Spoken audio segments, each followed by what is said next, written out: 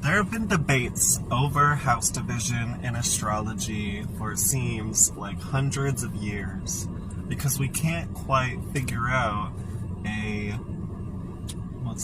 infallible way of conceptualizing breaking up the sky into symbolic parts. And so not only if we take the fact that we're going to break up the sky into 4 pieces from what we call the MidHeaven and the IC, which is the culminating and anti-culminating point in the sky, and the ascendant and descending. If we say we're going to take those as like foundational points, then how would we just trisect past that? That's one solution. We can also sort of utilize the fact that certain signs rise and set faster than other signs, especially in specific locations, to sort of counteract the fact that everything doesn't move through the sky equally. Like trisecting would be 3 equal parts. So even if we decide we have a specific way we want to divide the sky, there's also a question of where do we go from there? Like then, okay, we have the foundation, how are we going to divide it up? But the thing is, the foundation isn't even clear. And this is the thing that equal houses and sort of quadra houses like Placidus, Koch, Porphyry, all these different systems that measure from the culminating point, what is called the midheaven, is they sort of measure from different points. And so there isn't even like a foundational agreement that then there are divergences off of. There are foundational divergences because of this term midheaven, right? The MC, the midheaven, the MediumCoeli, which means middle of the sky.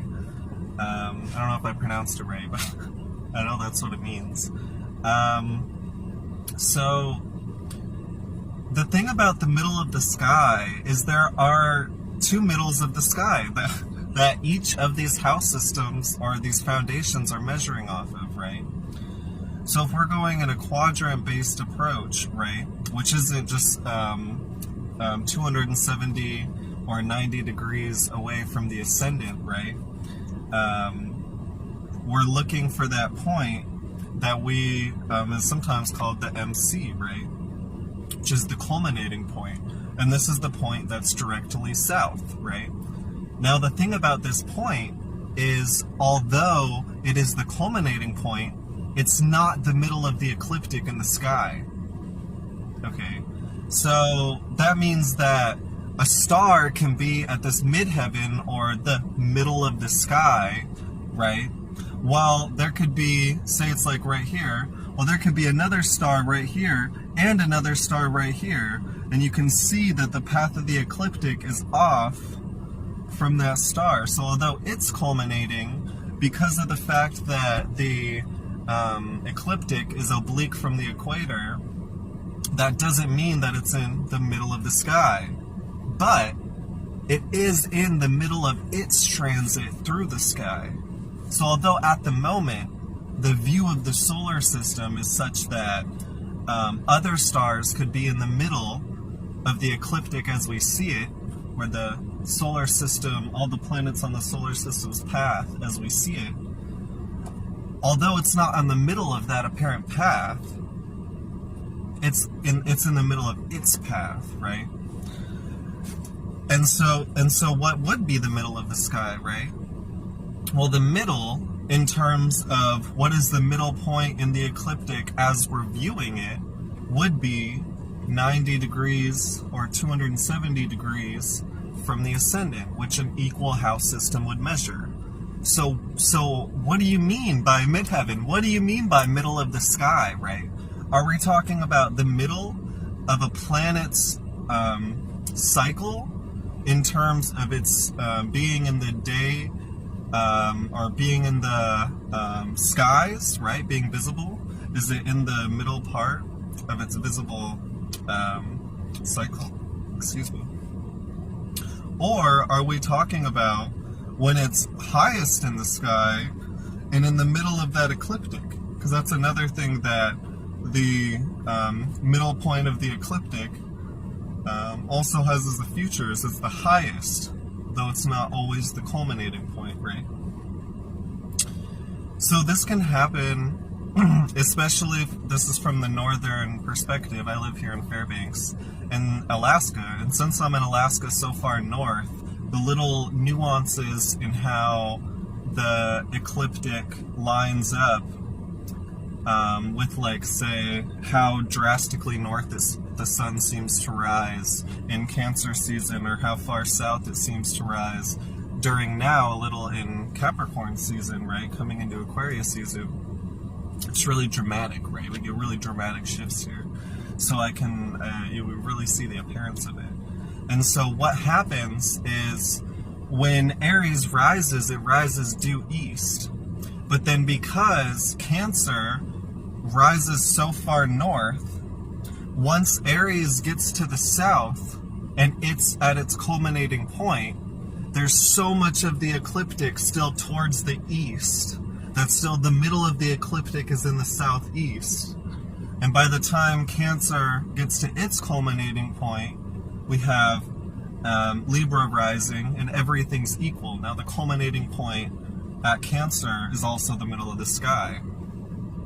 Now, once Libra then gets to its highest point in the sky, this is going to happen way towards the, well, no, it's still going to happen in the south, but because Libra is going to hit its culminating point when Capricorn starts to rise far in the south, it's going to appear that a lot of the ecliptic is now skewed southwest, right, towards the west. And so although it's in the middle, Libra will be in the middle of its transit through the sky, it's still not in the middle of the ecliptic as we see it. So much of the ecliptic is towards the southwest, and so that point due south, where stars are culminating, is not the middle or the highest point in the ecliptic. Okay, so and then it will line up again as Libra sets, and then we start to get Aries on the ascendant again.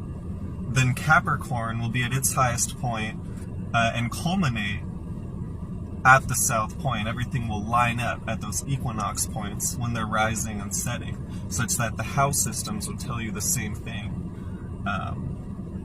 no matter how you measured it at 0 degrees Aries or 0 degrees Libra rising. But yeah, so the MC then, or that culminating point, although it's not the highest point in the sky at all times, it does represent the point where stars apparently from or their apparent motion is as fast as it gets from going to the east to the south. Okay, and this is interesting to note because this gets into the vertexes, right? The vertex and anti-vertex, much like the culminating point, which is due south, are anchored to a cardinal direction. Okay, the vertex is always due west in your chart, whereas the anti-vertex is always due east. And interestingly, the vertex is the point descending or moving from the highest to the lowest points relative to you the fastest, whereas the anti-vertex is the point ascending, going from lowest to highest relative to you the fastest. Okay, and so it has interesting significations when it comes to the ascendant and descendant, right? The actual separating and union.